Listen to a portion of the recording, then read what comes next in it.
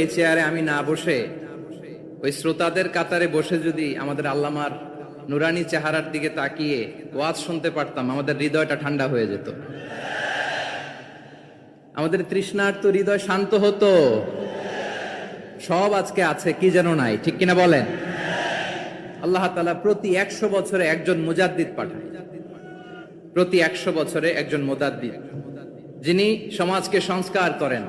আল্লামা দেলোয়ার হোসেন সাঈদী রাহিমাহুল্লাহ ছিলেন তেমন একজন মুজাদ্দিদ। চিৎকার করে বলেন ঠিক কিনা? উনি শিরক বিদআতের আস্তানাকে তছনছ করে দিয়েছেন, তাওহীদের বাণীকে সমুন্নত করেছেন, গণমানুষের কাছে তাফসিরুল কোরআনকে জনপ্রিয় করেছেন। আজীবন তিনি ইসলামকে বিজয়ী শক্তি হিসেবে দেখার স্বপ্ন দেখতেন।